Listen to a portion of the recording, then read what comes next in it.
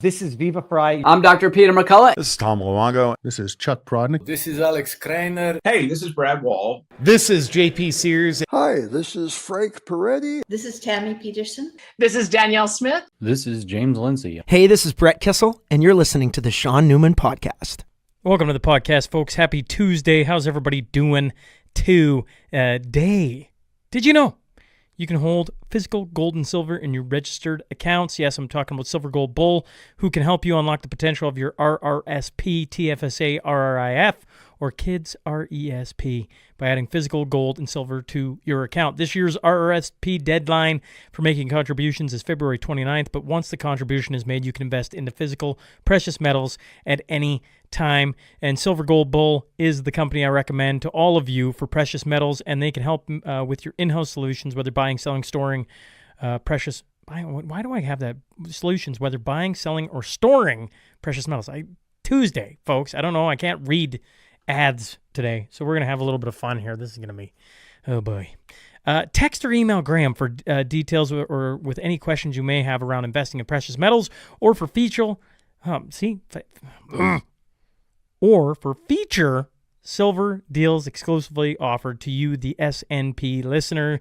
Anytime you're on SGB, just make sure to reference the SNP. This is not going to be my day. Rectech Power Products. For over 20 years, Rectech Power Products have been committed to excellence in the power sports industry. I just had a listener drive, shout out to John. He drove in from roughly Edmonton and bought a new sled off the boys. That was a pretty cool, I was sitting in there and they were talking about, you just had a guy drive in from Edmonton, referenced you, and I thought, oh man, that's pretty cool. And if you haven't been to the Rectech showroom on the west side of Lloyd, you really should stop in. They got just a ton of stuff from Lund boats. So they're the new. It took 6 years of working at it, and they finally get to offer Lund fishing boats. And they got a whole bunch of other items in there. Lund being something they're pretty excited about. When I was talking to Ryan about it, he was hovering on the floor pretty much about his excitement of having these Lund, kind of the Rolls Royce is my understanding of boats in there. And you can get that out of Lloydminster here. And then, of course, they got everything from golf carts. We get to start talking. Days are getting longer. Spring's around the corner. So they got everything from golf carts, lawnmowers, skidoos and sea-doos and on, quads, side-by-sides. They got quite the list of things. They're open Monday through Saturday. Of course, they can hook you with the parts department, or they got a parts department that can hook you up with anything. And if you're wanting to find out more, rectechpowerproducts.com. And if you're in store, make sure you let them know that you heard about it from the SNP. Ignite Distribution out of Wainwright, Alberta. Okay, they have a filter sale. So I'm probably going to butcher this.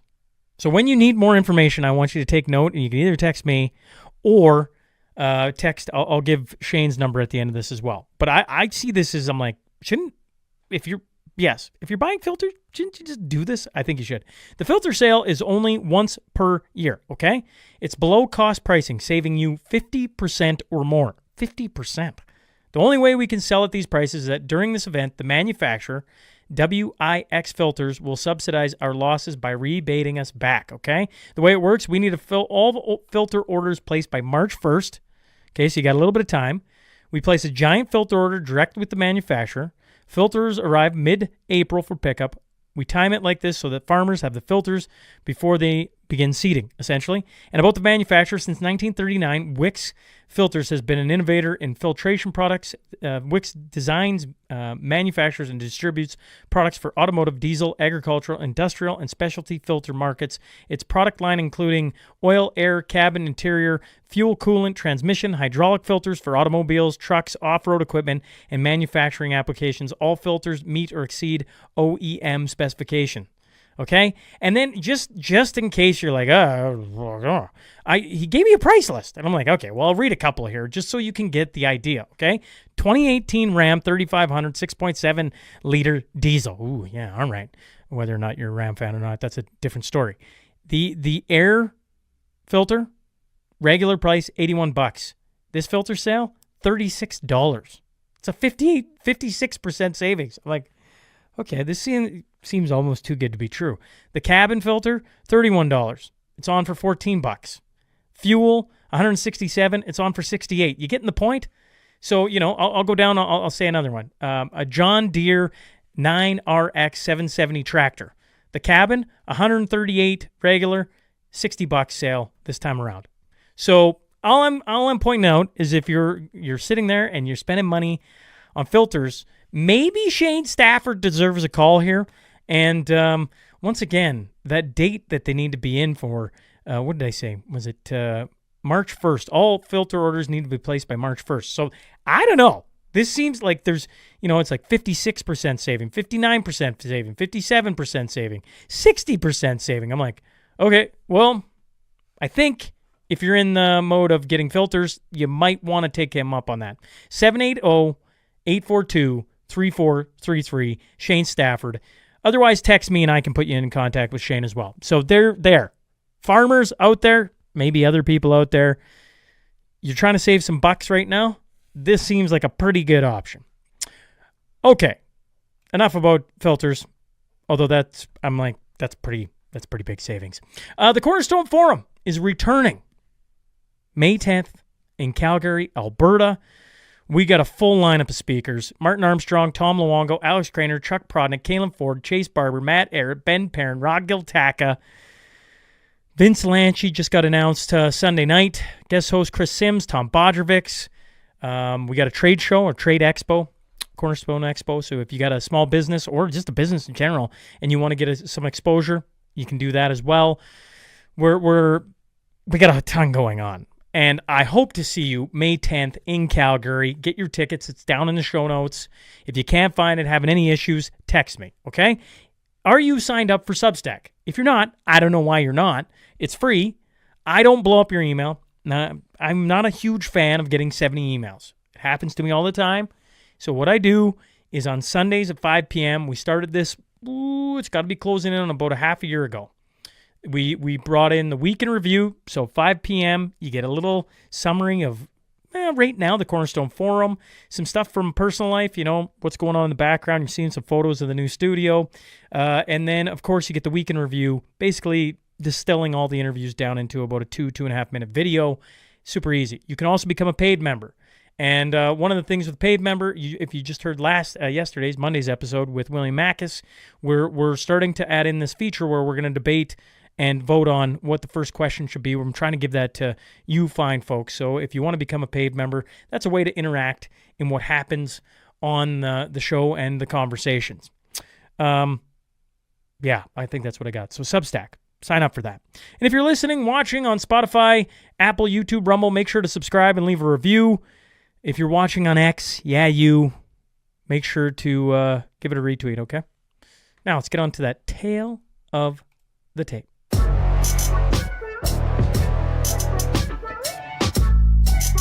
Father, husband, business owner, and proud Albertan. I'm talking about George Kapocs. So buckle up. Here we go.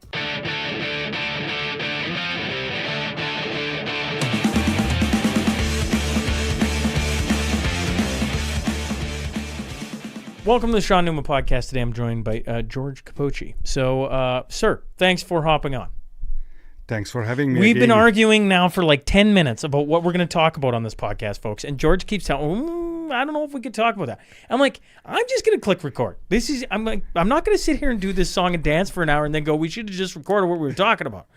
And where we started was, one of the things I've noticed about Eastern Europeans in particular is you've all come and seen things that governments can do to people. And I think in a lot of senses, it's happening already in here, and I'll let you talk to that, in Canada. But you come from like this world of like, you can't say anything, and you gotta, there's a bug in every wall. And if you go back to far enough into Germany, like they're keeping tabs on everybody. And I've had cops literally tell me from Edmonton, like, listen, they're literally storing data on, like, if it's not everyone. It's a one in, at this point, probably 1 in 3 or 1 in 4. Byron Christopher, who was on the podcast, told me that probably 3 years ago, that it used to be 1 in 5 Canadians. And they basically, going back to these cops, were like, even if you weren't on a list or weren't being surveilled, they're like, eventually a whole bunch of lines are leading back to you because you keep interviewing these people. So there's a chance that they've got you on a board. And are they setting a guy to buy the house next to you? No, but they're probably, that's Byron Christopher, folks, if you didn't catch that reference. CSIS bought a house next door to him and surveilled him there. They're like, but in today's age, you don't need to do that. They probably have, people listening into all the podcasts. I've already been told that's true from lots of different people, and it doesn't matter. So like the surveillance state has been here for a long time. And yet when I come back to Eastern Europeans, they're like, well, we shouldn't talk about that. And I'm like, maybe it's because I'm so green, George. Right? I've seen some things now. I've experienced some things, but I'm like, the day we stop talking about things is the day that I truly think we're pooched. Maybe I'm wrong in that. I'd love your thoughts. Well, I think we are pooched. To start the obvious. Why? And I'm not talking about every Eastern European. What my experience is that we are disposable. So anytime something you say or you do, or being involved with the trucker protest, or just show up at the UCP AGM with this shirt. He's got for the people listening, a Republic of Alberta sweater on. It looks pretty good. Somebody takes a note, and or when they need someone to be a fall guy or somebody they can use as, okay, this is the type of people we need to watch out for, they can dig up a bunch of things from you. I mean, we go back on your YouTube channel or whatever you posted on Facebook, and it was just a smart-ass comment, and see, this is, and they put the narrative on it, and they build a profile, and then yeah. when they have some, and you're talking they as intelligence communities that work for the government, or just even a business group. I mean, you try to bring something new to the market, and it's ruffles some feathers, and then that doesn't really fit my economic interest, so. Let's paint that guy or that girl in a bad picture, and you don't necessarily have to. We use the analogy all the time to put a black bag over your head. It's not that, but if nobody, and we lived that in COVID, like nobody talked to you, you were the unacceptable fringe minority, and you it was very uncomfortable. You can't go to work. Well, if you don't have this, then you can't even frame a house outside in -20 because you don't have whatever proof of whatever papers you need. Yeah. So it's not always the worst thing, but I mean, they make your life miserable. But don't you think by us talking, think about that world that we're talking about, that we live through, and I'm just a small piece of it. If we weren't talking and finding ways to get the voice out to, I think Francis Christian would call it the Samizdat. I think the Samizdat. Thank you. Right, the underground press, essentially, right, of people talking. If we didn't have that, would Ottawa have happened the same way? Well, Would the and so, like, to me, I'm like, yes, I agree with everything you're saying. The black bag, I use it that way. Kind of like when we get talking about ethics commissioner in government, it's not actually ethics. It's Vesper pointed out to me is wording. It's actually criminal.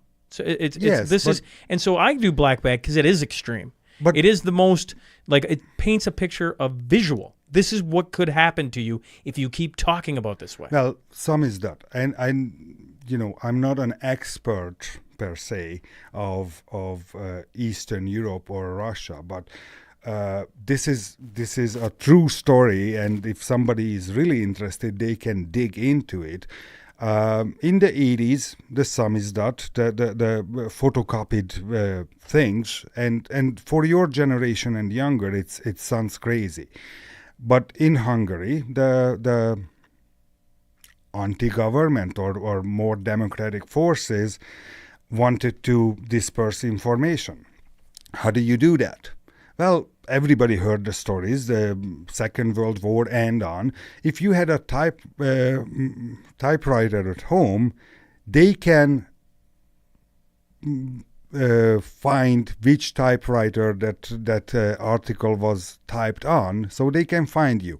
And dispersing information on a typewriter is slow. So in the 80s, the U.S. Embassy gave Xerox photocopy machine of the 80s to democratic forces in Hungary. And one day, they decided that they collected all those back and the paper. You couldn't get, because it was on a blacklist in Eastern Europe, you couldn't trade a bunch of things. So they pulled all those papers and photocopy machines back. So they were out of materials to disperse information. And then they went back to the American embassy, like, why did you guys do that? Well, things changed. So those who supported the democratic forces, okay, now things changed. So nothing is black and white. Nothing is really good guys or bad guys. It's everybody's interest and the current interest. Like, there is millions of stories about the day being absolutely two-faced. Like, I can give you another example, again from Hungary, because that's where I grew up. The U.S. and Iran severed ties overnight when the Iranian Revolution happened, when the Ayatollah took over. They get rid of the Shah. So we know the story, and the 444 days of the American hostages. Well, what happened in the background is the U.S. needed that oil, but the U.S. sanctioned Iran, so the U.S. or the Western countries cannot buy the oil. So what is the play? We still need the oil. Iran has the oil. We need it, but we are sanctioning it. So what happened is, through Hungary, which is a landlocked country, Hungary bought the Iranian oil. And through impexes, those are allowed big companies trading with the West and the East, or the socialist bloc. They bought this oil, put it on a tanker, never made it to Hungary because there was no avenue to get it in Hungary, and brought it to the U.S. So the Iranian oil ended up in the U.S. The Hungarians actually made the deal. The worst part for Hungary, that those people who made the deal actually sold the oil for less than what they bought it for, but some people get really rich on that. So when we are talking about sanctions and all that, it's never black and white. Yeah, it's what they're telling the public. Yeah, it's public perception. And, it's like I listened this morning on the way here, listened to your last podcast about Larry Hancock, folks. By the time this airs, it'll be a couple days ago, but Larry Hancock talking about Lee Harvey Oswald and the assassination of JFK. Yeah, I'm just using this as an example that they had a guy who they collected the file over time, and this suits this for whatever reason we need a fall guy, and we can frame it with the narrative, and it was out immediately. So that's the world we live in. It's true, but maybe my optimism, George, is what gets me, because I'm like, I agree with you on lots, but today they're trying to do these things. They're trying to Lee Harvey Oswald, take people like that and put them into their narrative over and over again, and then the online universe, this universe, picks at it and picks and picks and picks, and sometimes they get it right, sometimes they get it wrong, but they just don't let things, oh yeah, that makes sense, and move on. There's way too many critical thinkers now trying to pull apart every narrative that happens, at times to like way too far, right? But isn't that, this is something different than we've ever had in the world. Nothing's new under the sun. No. But this technology, this ability to have conversations reach around the world in like the snap of a finger is different, is it not? Like we were talking in the 80s of papers and photocopiers and like the physical and how to make things go faster and further than typing it out. Now you're talking about, like, at times we've had lots of chats about this. There's just so much information. How can you possibly take it all in? You can't. It's information overload, and you don't know what to pay attention to, and you know the crazies, and I'm not saying that I'm on the same level as Matt Arad, but Matt is pointing out a bunch of things like this is connected to this, and Sure. and it's only Canada, and Canada it's a huge country, but as an international player with 40 million people, they are like, you need to look everything in perspective, and how much attention we played in the last while about the elections happening in Europe. Like, does it register to you that I think end of September 29 was the election in Austria, this little tiny landlocked country just beside Germany, had an election. The Freedom Party won, and who was the chancellor, who was governing? The same old party who was there before, the People's Party. That's a centrist party. And September is the election, and the president of the country just gave the Freedom Party head, Kickle, the go-ahead to try to form a government. Like, did it register at all? I don't even know what you just said. What's the significance of what you're saying? And maybe I'm just slow this morning, folks, and that's fair. Well, it is the same play that what happened in the Netherlands. The right wing, and I refuse to say far right party, won the election, and they kept putting it off that, okay, this guy cannot form government, so choose the second and third place parties to try to make a coalition. Same thing happened with Austria. Like, the president. So what are you trying to point out though? Like what is the play? Like, you're just saying that the right side of center, which is probably more where I sit, is winning all these elections, and the play is to not let them gain power. Correct. Like, if you just recent years, Poland had the so-called right-wing party win the election, and excuse me, they gave the power to the second party. What's his name? Anyway, it skips my mind. But they end up the second and third party, maybe the fourth, forming a coalition. And in Poland right now, there is a globalist government supported by Brussels, the EU, and they didn't let the winning party form government. Same thing happened in the Netherlands. Like, Rutte was out. He's now the head of NATO.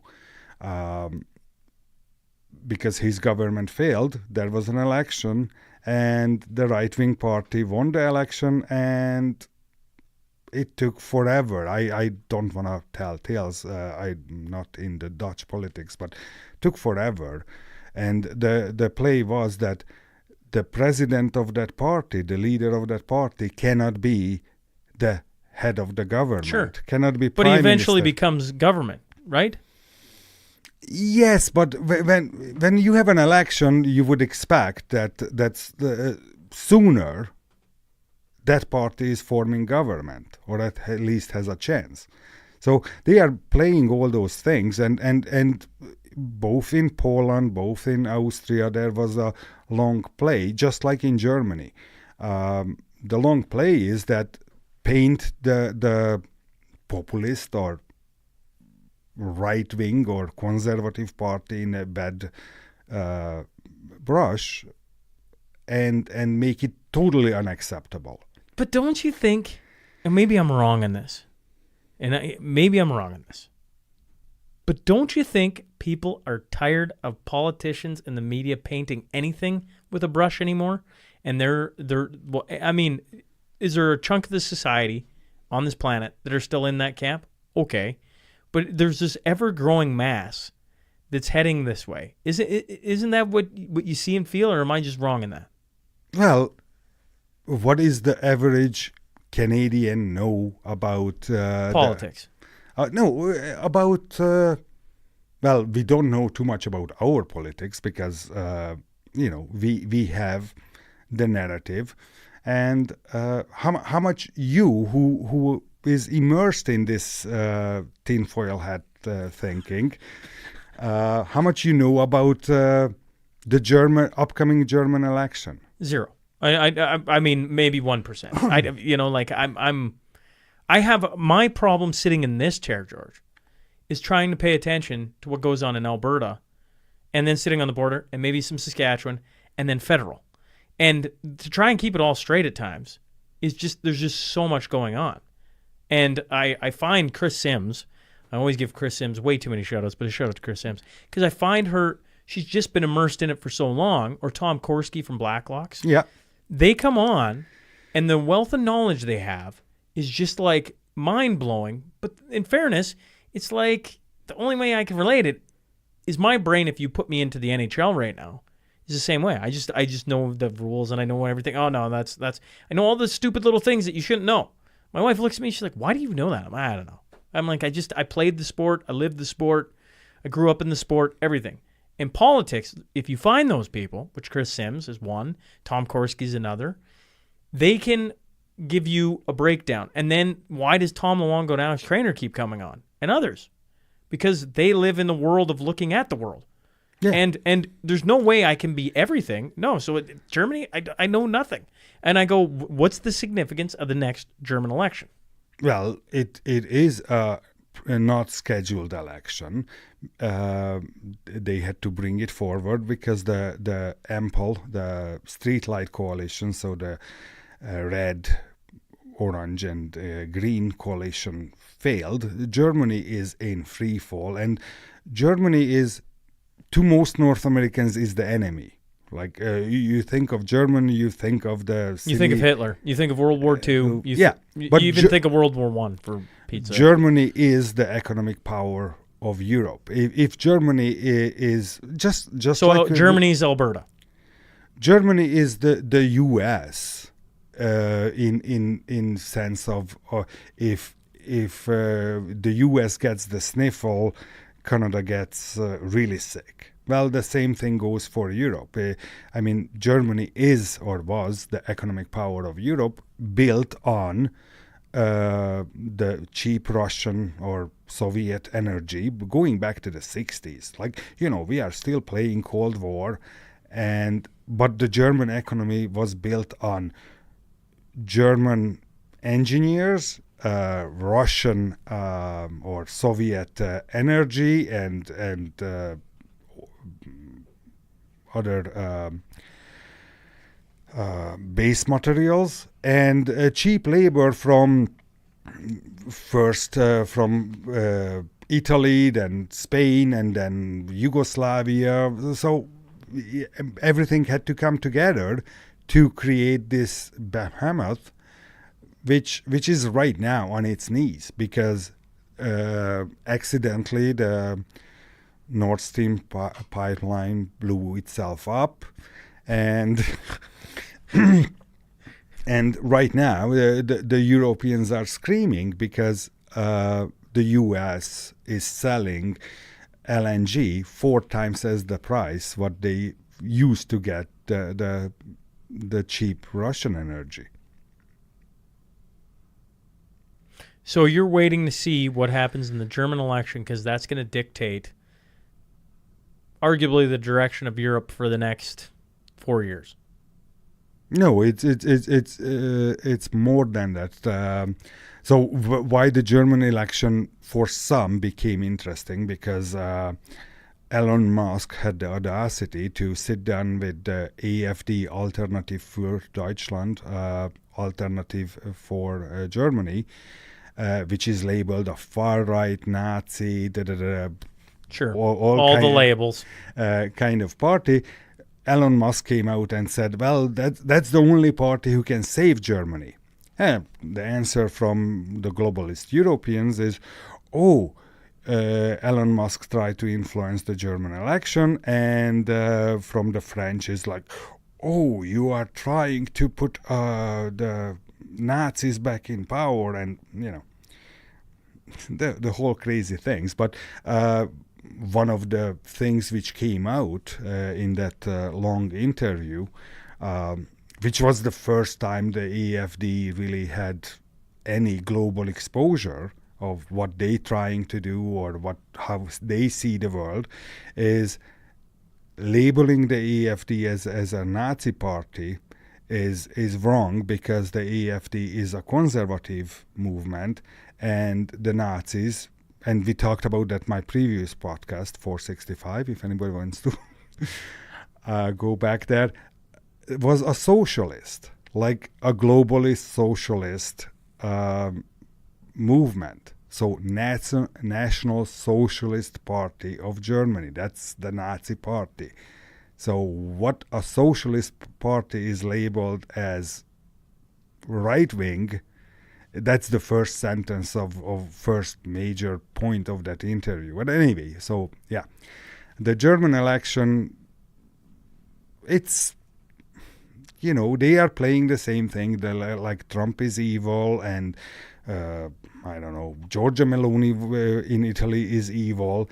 The Giorgia Meloni won, and basically took a 4% party, like a nothing party. Europe has way more parties in every country than the traditional U.S. Republican and Democrat. Like there is places where, I don't know, 18 parties running for parliament and 7 of them sitting in parliament. So Meloni took nothing, a 4% party, and with 23% won the majority. But this was the same play. Brussels, the EU, wanted to label her as also, Mussolini light, and Ursula von der Leyen said that, even if they win power, we have the purse strings from the EU, we can hold it over their head, basically. We kind of correct it, or Sure. hold the purse strings, and then money talks, and everything else is... Yeah, but this is... so I hear what you're saying. I hear the plays. I hear what they're trying to do. But when they call her Mussolini light, you know what people do, or where my brain goes? What? I never got to hear Mussolini talk. I'd love to go hear what Mussolini kind of sounds like. And then you go listen to her talk, and you're like, she sounds... You wanted to hear Mussolini? Rephrase that. No, I won't rephrase it. If I could sit and listen to if I could go sit and listen to Stalin talk, I'd go sit and listen to him, as I would go sit and listen to Jesus and Gandhi and a whole bunch of. But like these are historical characters that I'm like, so you're gonna label this person X, and I already know, sitting in my own country, what they labeled the Freedom Convoy. So I go, well, those labels make 0 sense. So as soon as they start labeling anyone anything, I'm drawn to go listen. Yes, so but it actually you are it has the opposite effect. But you are one of But that 25. No, but if that was completely true, she wouldn't have got majority government. And I understand there's so many, and it only took 20%. But in our own bloody country, Trudeau he got to sit as government with not much more. And so you go, she wins government by being what they don't want her to be. And I see that happening all over the place.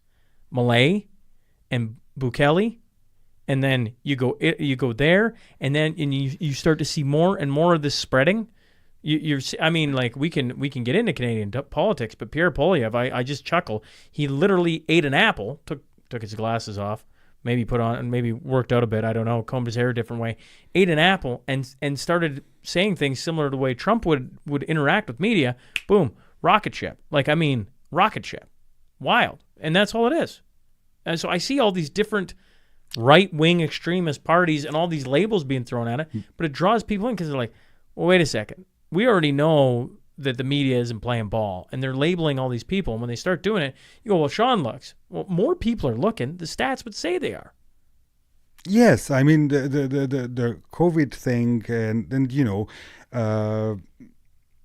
it was a big wake-up call for many. Not enough, but a big wake-up call for many, because you started as a sport podcaster, and then you really get into this, and then you really had some very impressive guests and thinkers, and you opened a bunch of can of worms, and I listened to everything what you do, and I learned a lot, and piqued my interest, and I kept digging elsewhere, just like you listen to Joe Rogan, you listen to Shaun Ryan, like okay, what happened with him? He was kind of framed recently, and there is so much information, and there is no way everybody can consume and digest every one of those, but they have AI. So when they want to find something on Shaun,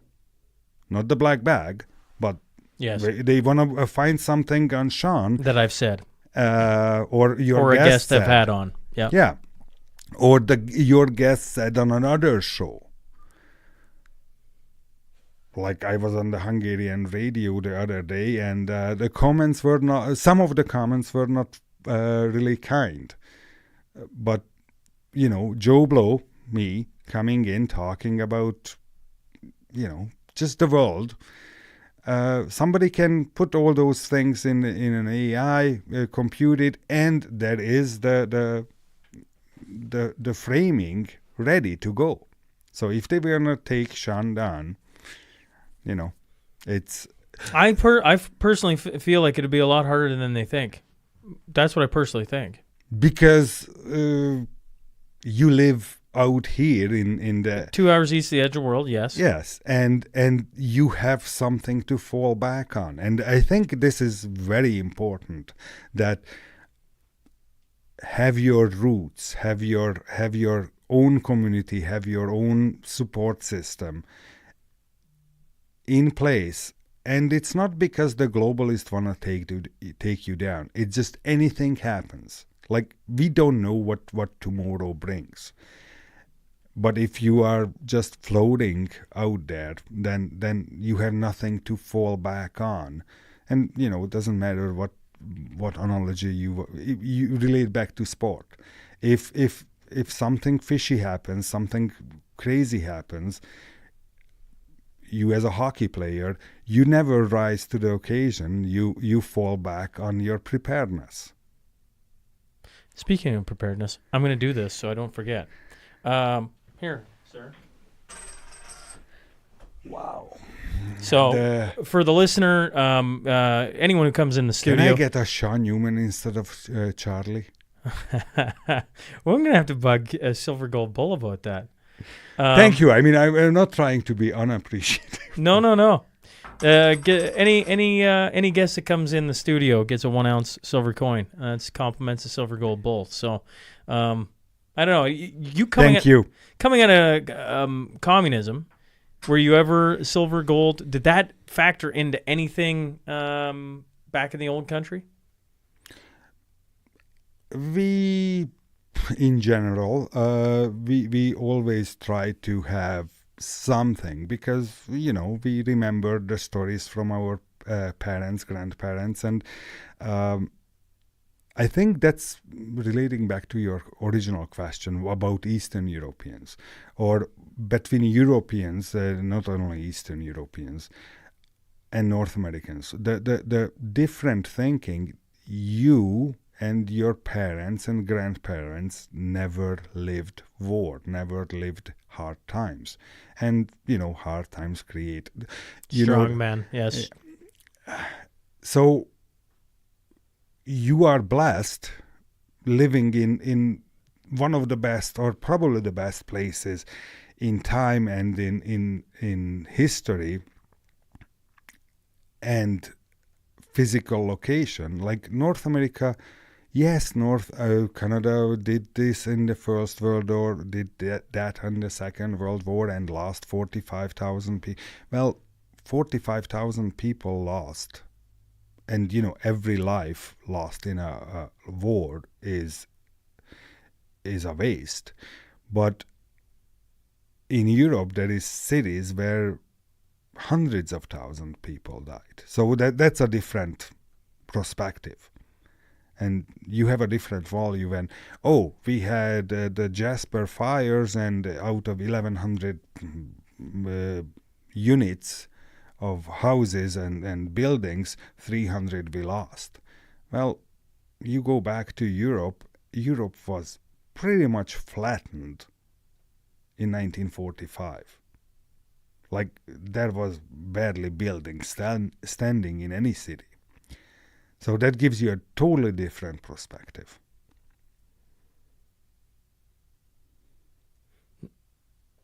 Yeah, I mean, one of the things that, my kids, if nothing, to act like nothing will ever happen again, I mean, that's a silly statement, but like one of the things when you talk about COVID, is if you made certain choices, as your kids get older, or my kids get older, or others, you're going to have a story for them that not everybody has, and you've lived it, and you're going to warn them about certain things and certain signs and everything else.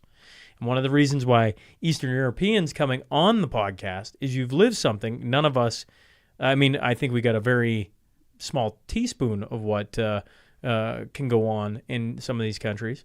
And that's why I enjoy having your perspective on. I don't always agree with you, but but I wonder if that isn't perspective. Yeah, you give me those eyes, but like, I'm like, I could just be the guy who's naive, and sometimes that serves me well, and other times that puts me in Ottawa and surrounded in different spots where I'm just like very uncomfortable, maybe is the right way to put it. But at the same time, I'm like, if we don't talk about certain things, if we don't go into certain subjects, if we don't talk about what's happening in government and on, and some of the freedoms that we do have sitting in this beautiful country, then we will for sure lose them all. Like, absolutely. Yes, the encroachment. And I mean, Alberta is a prime example.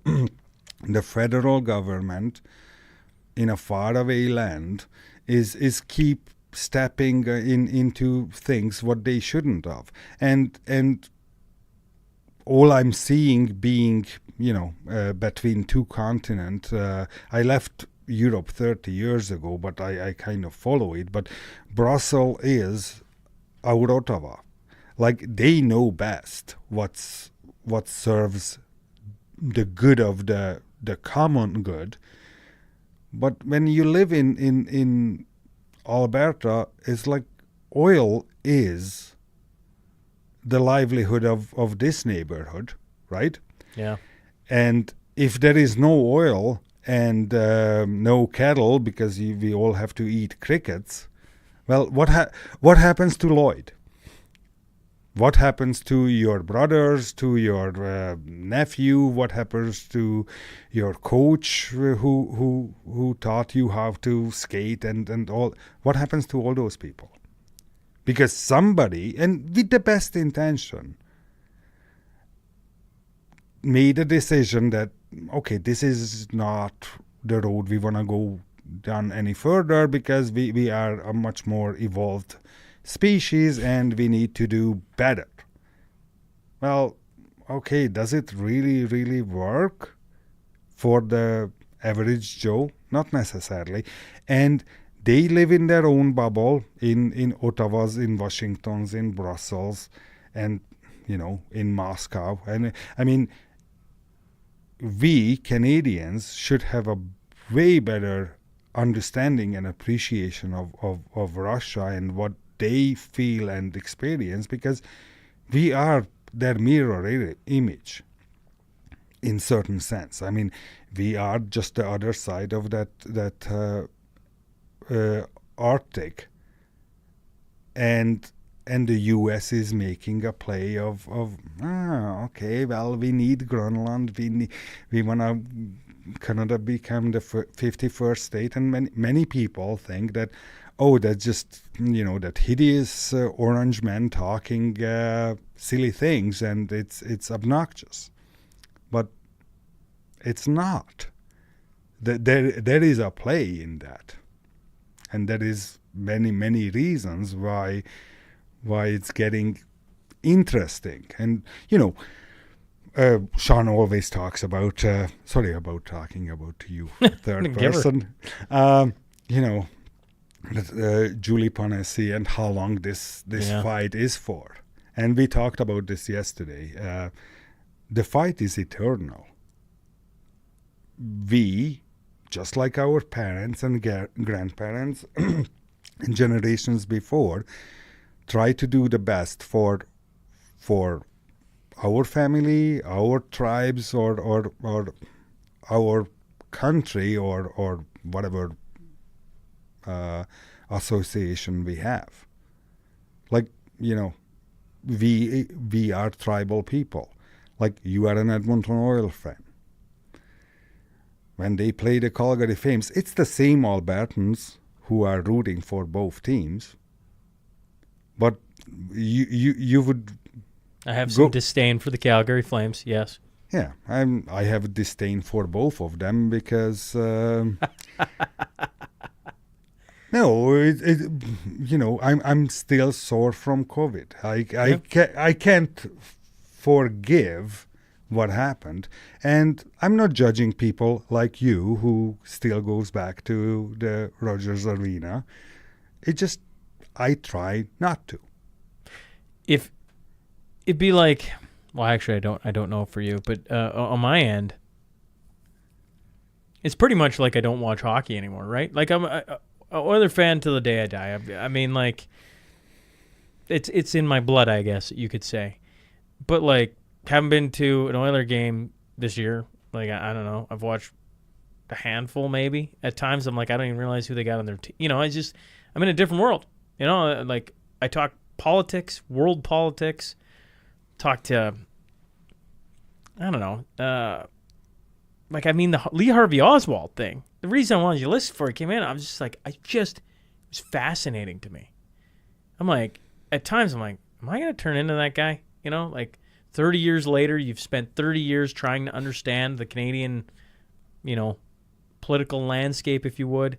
Am I going to sound like Chris Sims? Like that's the Lee Harvey Oswald thing.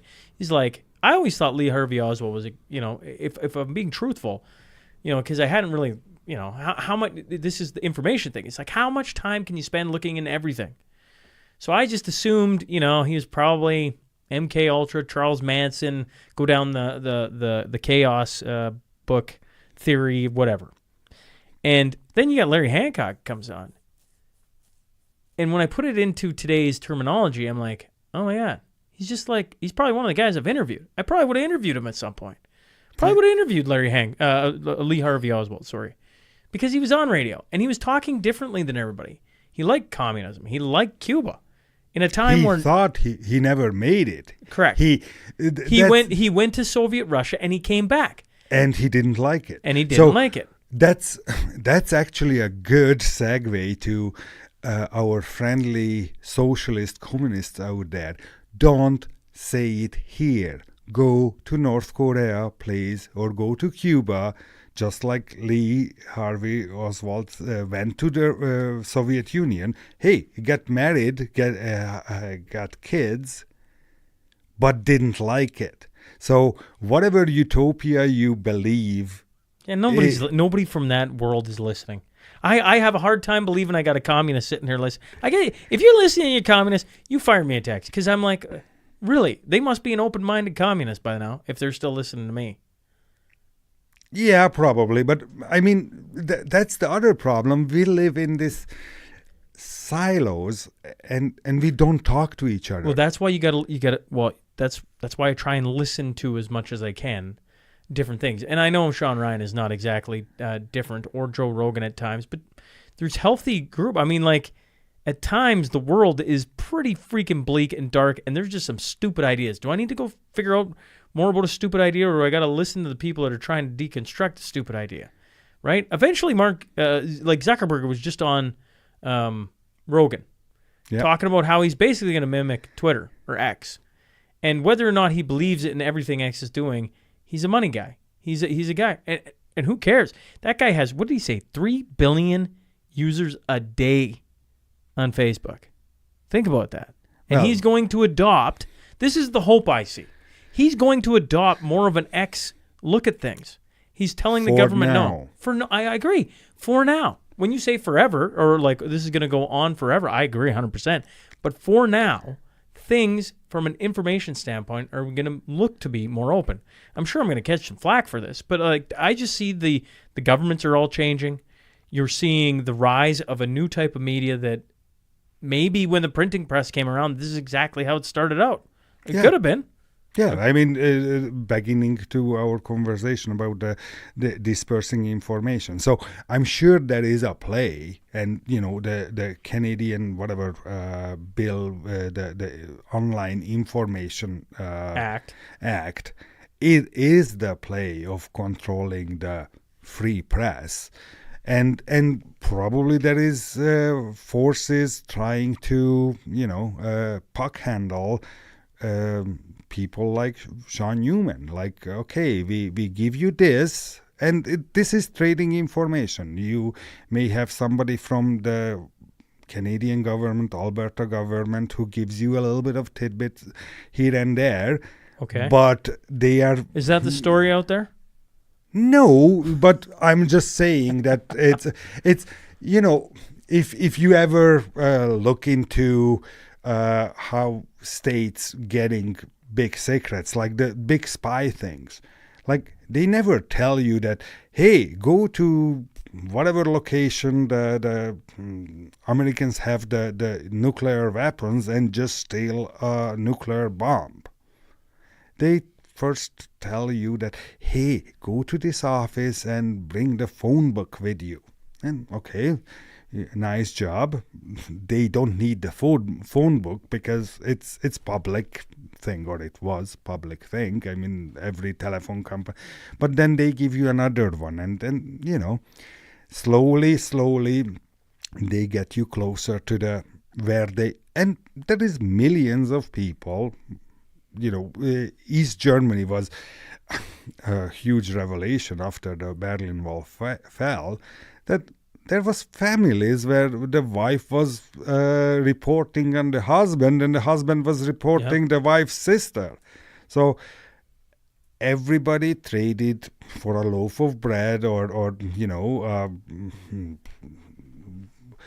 a daughter's hockey team traded something, some information, and if it ended up in the right places, then they can compile and make a case. Sure, I see the hope of where we're at. And does it last forever? Certainly not. I mean, but the tides have shifted. Like, I mean, there's just no, like, nobody. I got guys who came on here and they just couldn't see a way that Trump was getting elected. Trump's getting elected. Then they make some deals in the background after he got shot in the head. I don't know, maybe, right? But he's. I mean, we're not to January 20th yet. But we're a week away where we sit. Yeah. He's a week away from being the next president of the United States. Every sign I see says he's going to be. And now, do you think that it's going to be earth-shattering and January 21st they're going to be totally different world? Will the Ukrainian war end as he promised? Day one. Yeah. Well, I don't know. You got to give me in the inside of Putin's head and whether or not they're going to give everything Putin wants. I assume if he said you could have everything Putin wanted, yeah, it probably would. Wouldn't it? They can't. And what? But that isn't the end. You just ask, can he walk in day one and end the Ukrainian war? Give Putin everything he wants, and it ends. No. Now is the United States going to do that? Probably not. No. Is Donald Trump going to do that? Probably not. Which means we're probably not ending the war day one. No. And the best thing that happens day one is probably the negotiations actually start, because now you is the acting president of the United States. That's probably the best thing that happens that day. He is walking again a fine line, because 8 years ago, the Russian collusion was built on, some facts that he won the election in 2016, and he immediately started to send people over to talk to this and that conflict. And that came back that he was not a president yet. He was a U.S. citizen, and he was meddling in world politics. And funny thing is that Biden is no longer the president. He probably, is on life support. But it's funny to watch that Giorgia Meloni, Mr. Trudeau, and other head of states, the Alberta government's representative, including Danielle, is in Mar-a-Lago, and basically one after the other is going visiting him, and some has a better reception than others.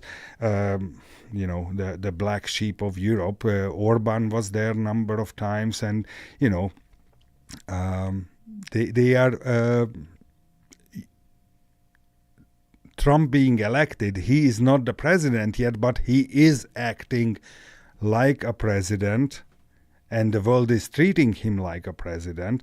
But there is certain things he cannot do, because the other side watching also him, and the Russian collusion file is getting built as we speak again. And me as a news consumer, I'm just paying attention to. Trump is an interesting person, and the reaction to him is interesting, because they try to ridicule him with the 51st state, with Greenland, that they want to take him literally, and they don't want to take him seriously. And I think it's both a mistake. What he says, he's very calculated, I think. He is very measured in his own way. But when he brings things up, they are just points what he need to express. And ending the war in day one, is it really day one, or is it the point is ending he wants the to war? end the war? Yeah. Yeah. So, you can make fun of the guy that, this is February 22nd and the war is still going on. Well, yeah, it's signaling a different direction, where right now we're never going to give up on Ukraine. We're going to give them billions upon billions of dollars. It's never going to end. We're never leaving Ukraine until we defeat the Russians. And what Trump's signaling is the complete opposite. We're going to end the war. We're going to stop funding this. We're going to get to the bargaining table, and we're going to sit down with Putin, and we're going to end the war. And it's not necessarily the U.S. I mean, U.S. is the biggest player, but funny thing is that the U.S. is putting Europe in a corner, which serves its purpose. If the U.S. wants to focus on East Asia and the Far East, like the Taiwan Straits and protecting Taiwan or whatever, and then they cannot play this game in Ukraine. And the other thing is hopefully what will change is we make a better effort to try to understand the other guy. Like, I listen to your guests, and nobody is talking about, okay, how do the Russians really feel? Well, there was one lady who was, what's her name? Rebecca Koffler. Yeah, I mean, that was really, really great, because even though she was born in the U.S., in the USSR, in the Soviet Union, she understands that culture, but she worked for the U.S. State Department. And she was the first one who talked about the Russian perspective. And we should have the same thing for the Middle East conflicts. We don't understand their culture. We don't respect them. And in I mean, every culture has their pride.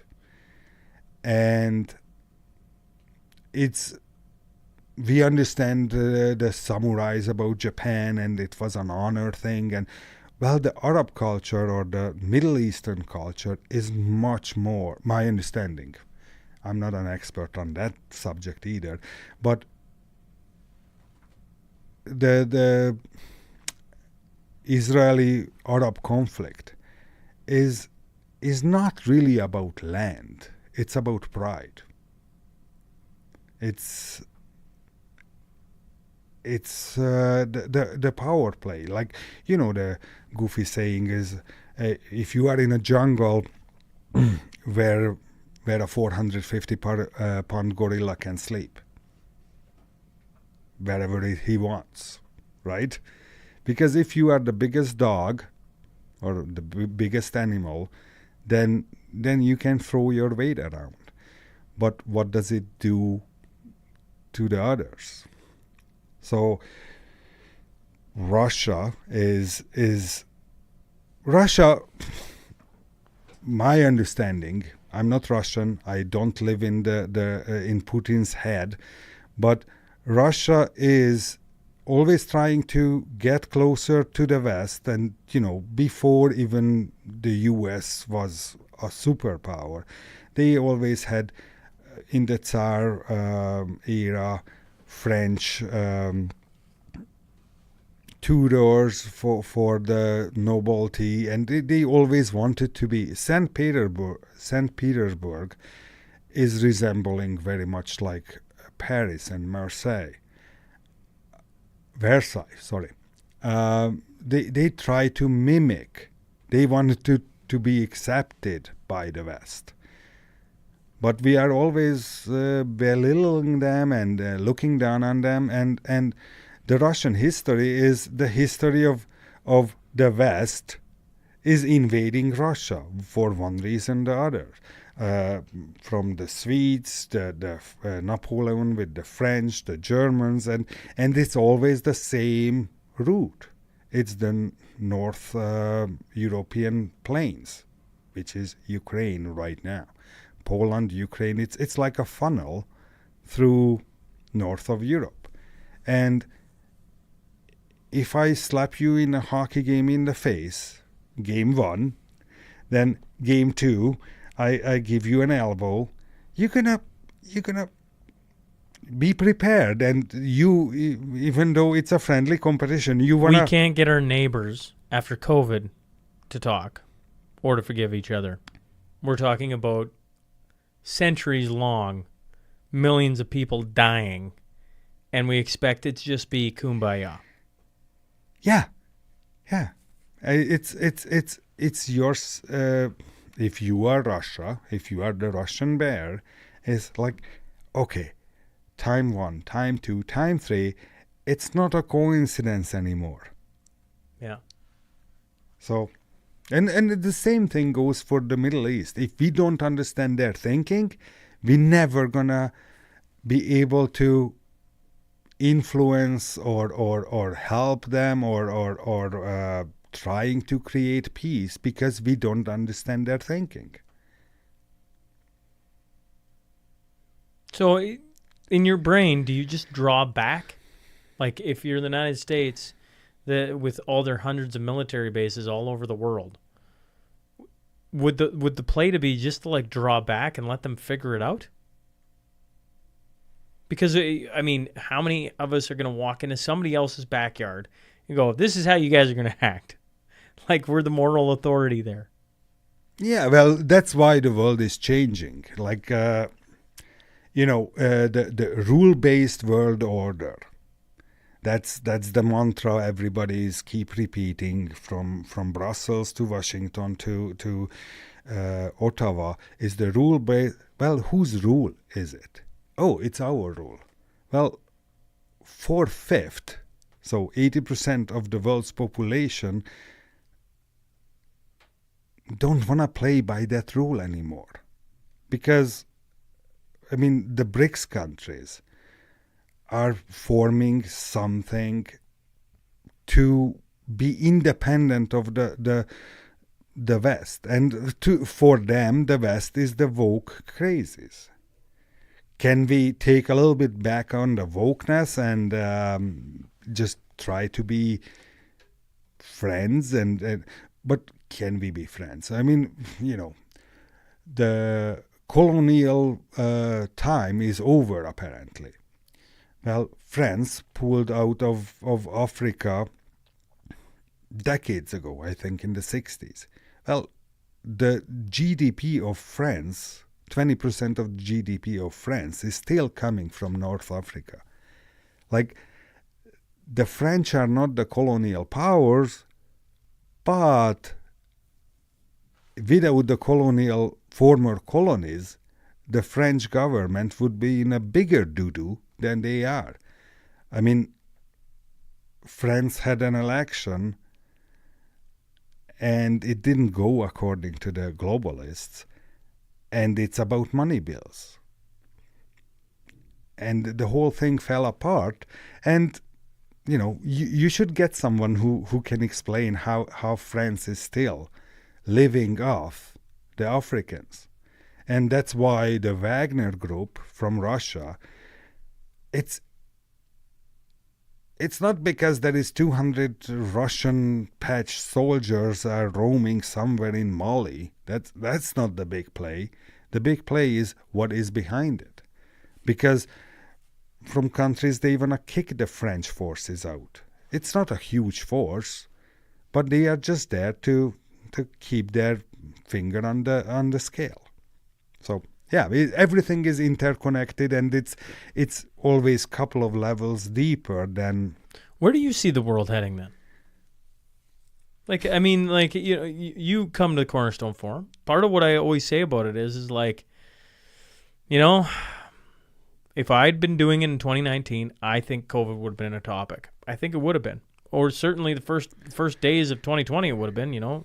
Like the forum would have just, whether they would have let us get together, we would have talked about it on an online forum then, right? Like, and so I look, I want to, as best I can, stare into the future, gaze into the horizon, and be like, oh, these are some of the things we got to pay attention to. When you look, and you talk about all these different plays that are happening simultaneously, what do you see? What's your big worry, or maybe your big hope for the future?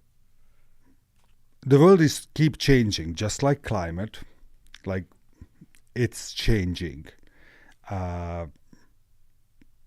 But how much influence we have over that is questionable. But it's a great play. Somebody made this hoax up of climate change, and there is a ton of people who are benefiting of this idea. Well, I don't know if you saw, but LA's burning, and that's climate change. Is it? It's not that there is no water in the in the reservoirs. Yeah, in the reservoirs, but they are painted in multicolor. So, that's again the information overload. Is what do you want to hear? is whatever fits your ideology.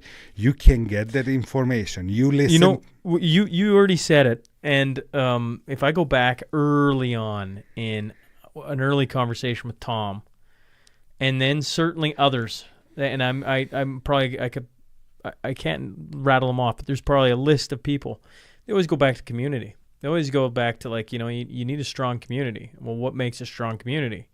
Healthy families. You got to talk to your neighbors. You got to look out for one another. You got to build skills. You got to work together to bring in things that you're going to need, and it can make a thriving community, and on and on and on. And so, like, at times, the world is complete and utter noise, because it's like, how much can I really impact a forest fire and what they're doing in California? I can't. I literally can't. I can make sure that we don't do the same thing in this area okay, forest fires in California. Where did the equipment go? Well, it went to Ukraine. Oh, was it a smart play? No, but I mean, we need to help the Ukrainians, and it's a good thing. Okay, but why is a war in Ukraine? And then you keep peeling back the layers, yes. and you end up with, it's probably not bad intentions from the politicians or whoever is shaping the world. They thought it's a good idea. Like, the law of unintended consequences. Yes. And, I mean, you can make million examples up of, we have climate activists gluing themselves to the road somewhere because they really believe it. And give them the benefit of the doubt that they really do believe it. But they don't do it in Saudi Arabia. They don't do it in Russia. Well, there was somebody tried an oil tower in the North Sea, a Russian oil tower, and they ended up 8 months in jail or somewhere in detention. And that was the end of the story. They never tried it again. But they So you're saying, is there a lot of Lee Harvey Oswalds? I agree. Is there a lot of people that believe the world is ending? Yes. Climate change, whatever you want to stick it to, on and on and on. But somewhere in these groups, these clubs of 300, these build Club of Rome, right, and on. We both, like, I feel like I know there is a group of people that are operating on a nefarious plan.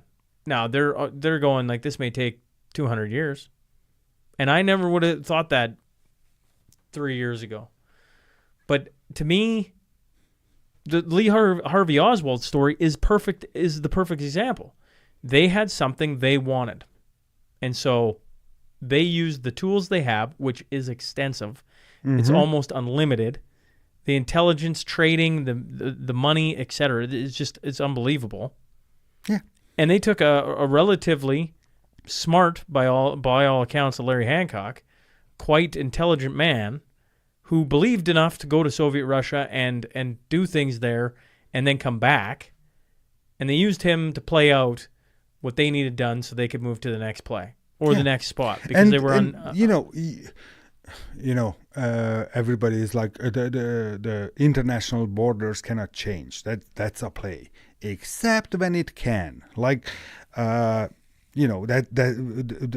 whole narratives about the Ukraine-Russia war is that everybody have to respect the international borders and. Okay, how about Kosovo? Like, the U.S., without the UN Security Council approval, went into Yugoslavia, bombed the living hell out of the country.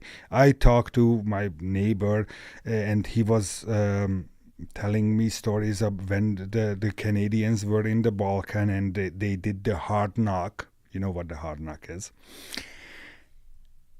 And really, why is our defense force, meaning that somebody is attacking us, then we have to, what is our defense forces are doing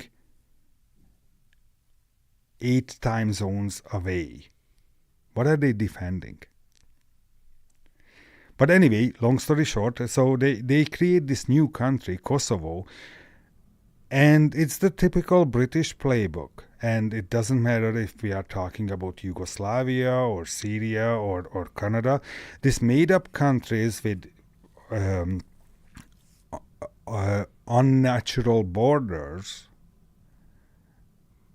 not based on ethnicity, not based on language, not based on in the Middle East, that's a tribal culture. So you can draw a square box and say, okay, this is Syria from now on. There is no such a thing as Syrian people.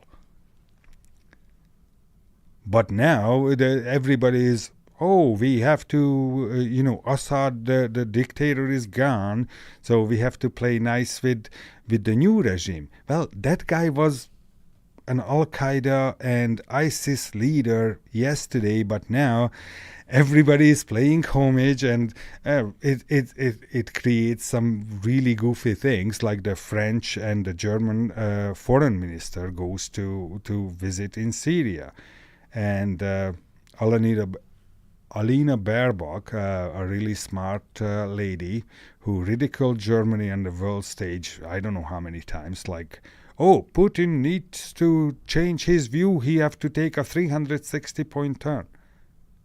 Well, when you take a 360-degree turn, you are back where... But anyway, this lady goes to...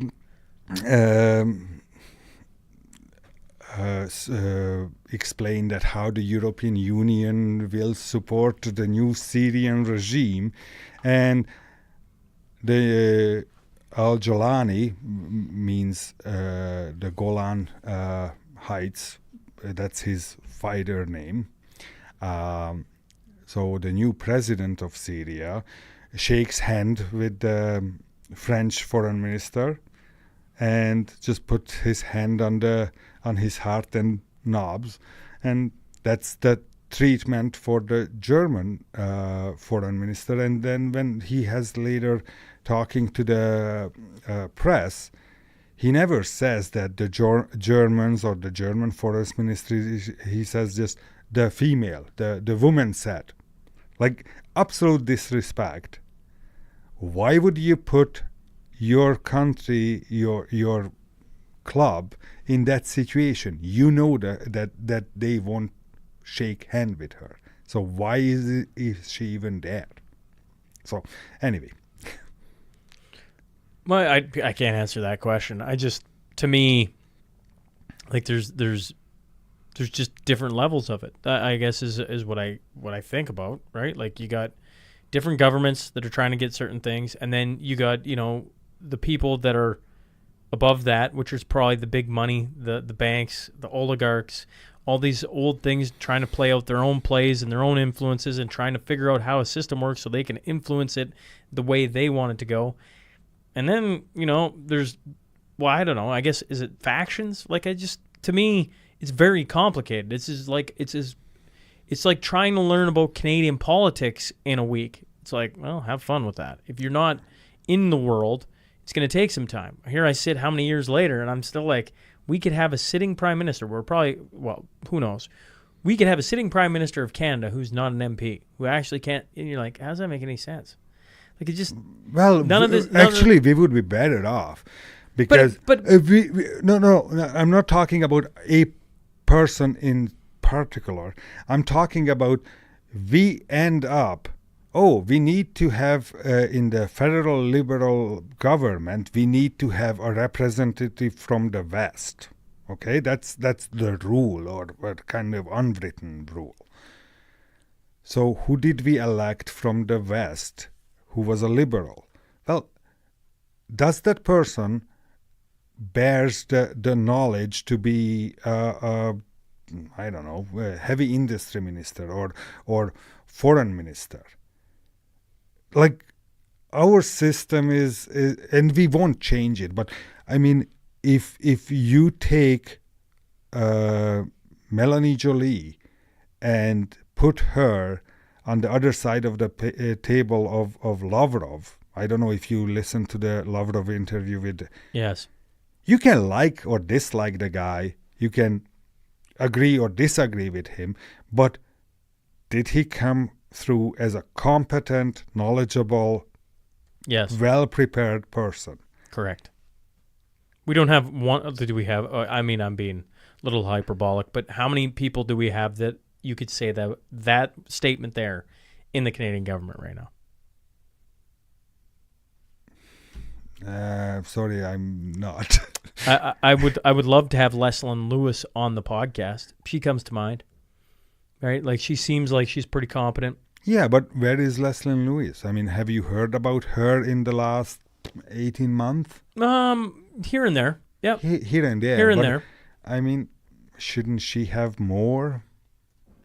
Or yeah, anyway. The Canadian politics is interesting because, at one point when Harper resigned, there was a guy who was running to be the head of the Conservative Party, Maxime Bernier. Yes. And He was very popular, and he lost. And you can go back and listen to that interview on here, and I'm sure he talks about it a lot, but you can go back and listen to that, and it sounds like there was some nefarious plays in there. Okay, but my 100,000 feet view is 50% of the MPs, or about 50% of the MPs, supported him to run for the leadership. Sure. And there is today no one among the same group, no one, who would even touch him with a 10-foot pole. But can't you understand that? I can, but then we are back to the first sentence of our conversations of why people don't want to talk about things. Like, it's always ruffles somebody's feathers. Like, he stepped into the doo-doo of talking about the dairy cartel. Sure. I just mean, but why would 50 people not go to the wall for him? It's like, well, just because 50 people say they support you doesn't mean they're going to go to the wall for you. We know that about friends. We know that about family. We know that about acquaintances. Yeah. The government's no different. It's probably way worse. Oh, yeah, I support you. And then 10 seconds later, they're probably talking in the back room about something else. Bernier said, what about what? Okay, no, I'm backing away, right? Because now my job's on the line or whatever. To me, that makes perfect sense. And so, like, when you're making a bold play or a leadership, you're going to go after leadership, I mean, you're going to find out what type of leader you are. You're going to find out how you exude, what exudes off. Like, I met Bernier in person. I've had him on the podcast. Like him on the podcast, everything. When I met him in person, he didn't exude this warmth of, like, charisma. He didn't. And people can hate or love that. I don't really care. And it could have been an off day. Like, all these things play in. When I met Preston Manning, older man, but he was, the official opposition, he was something. I was like, well, that was pretty cool. Like, now, that's just two instances of two different politicians, and they're just snapshots. It doesn't mean anything. It's just like, you're talking about why 50 people didn't go to the wall for him. It's like, I have no idea anything about the inner workings of that party, hardly now, let alone back then, to know, like, maybe he said a bunch of wild things, and we all know how people feel about wild things. I'm on the hopeful side that the wild things are getting more support these days. But back then, you said one wild thing, which wouldn't have been that wild. Mainstream media would have lambasted you. And as soon as mainstream media is talking about anything, we already know how our politicians are. Okay, right? And they're starting to build some backbone, mainly because of people like Elon Musk and now Facebook being open to it. I mean, that's only going to, think about that, that's only going to open up. Well, maybe I'm a little bit interested in what you have to say over here.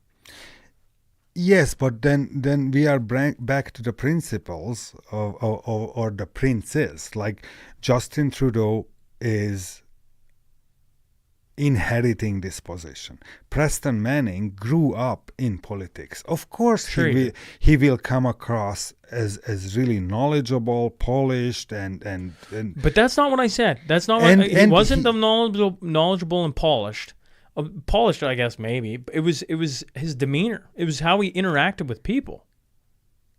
That's because what I'm talking about. that's his trade. That's what he Sure. learned That's from. Maxime Bernier's trade. Is it? Is it not? because- He's the leader of the PPC and doesn't sit. He has not won an election, single one, as a PPC member. Okay, but Is where that is not his trade? Bernier coming from? His claim of fame, my understanding, and I could be totally that he was from Quebec. His father was in politics. So yes. Oh, but- so his father was in politics. Yeah. Oh, so maybe he has a little bit of background in politics. Yes, but he never really got, the Preston Manning, the Justin Trudeau's, who were in and the support group behind Preston Manning, the support group behind Justin Trudeau is way bigger than this guy who acts like a loose cannon on a ship. Well, now he does. Yes. Because that's his brand. His brand is the PPC. He has to be a loose cannon. If he's not a loose cannon, what is he? When he was in the conservative, I could be wrong about this. What's interesting about Danielle Smith, we were talking about this the other day, is she loses and has found a way to go from like the worst type of loss, right? Crossing the floor.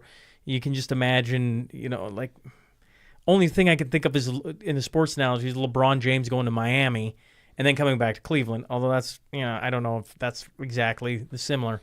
But certainly conservatives hated Danielle Smith and she worked her way back. But as soon as you have a loss, people are a fickle bunch, right? So he loses. Now, should he have won? Is there political chicanery going on there? Guaranteed. This is politics. If I've learned anything about politics, it is not you score 3 goals and the other team gets 2 and you win. It's like, well, can we find a way to get an extra goal up on the scoreboard? Can we bring these people, like, they think in different ways because from what I can see, people truly believe if I'm elected, I know, and therefore we need to do whatever I need to do to get elected. Or if the party gets elected, the same thought. If I bleed blue, we will do whatever we can to make sure orange isn't in. Yeah. So Maxime Bernier loses. As soon as he does that, he has an uphill battle, especially when he leaves the Conservative Party. Because conservative is like intertwined in our culture right now as like the right of center. It's the right party.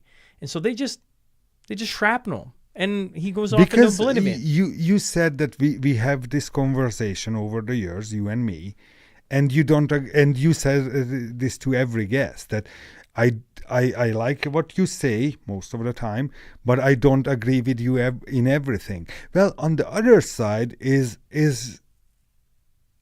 not that divided because those individuals don't represent a different fraction. Like, the United Conservative Party of Alberta. Why is it called United? Because they had to bring two very different factions together.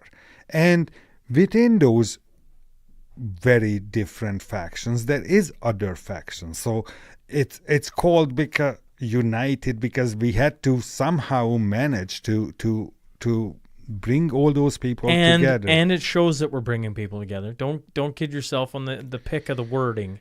Right? We're united, right? We're coming together. It's all rah. Yeah. Except there is some people outside of that. The new Wild Rose. What is the newest one? The Wild Rose Loyalty Coalition. Sure, something like that. And they are carrying some of the old flags, like, Alberta have to be a separate thing and on. But it's a bunch of compromises inside that United Conservative Party, and I think every other party is working similar ways. It's not a one-off. So your question is, where is the world going? I have no idea where it will go because there is so many plays. Like we rumbled off from the last 200 years of history, a bunch of things. It doesn't really matter. It's it matters, but it doesn't, because it's like you said, back to community, back to the basics, back to the family, and if I learned anything from my family histories, there can be this or that kind of government. If you have the basics, you can survive, you can even thrive. And if you don't have any of the principles, the basics in It doesn't matter if it's the best or worst government. You're not gonna have a fun time. Yeah. Right. Yeah. You gotta get your priorities straight and then do the simple things. Yeah. George, appreciate you coming in and doing this, and I look forward to our conversations.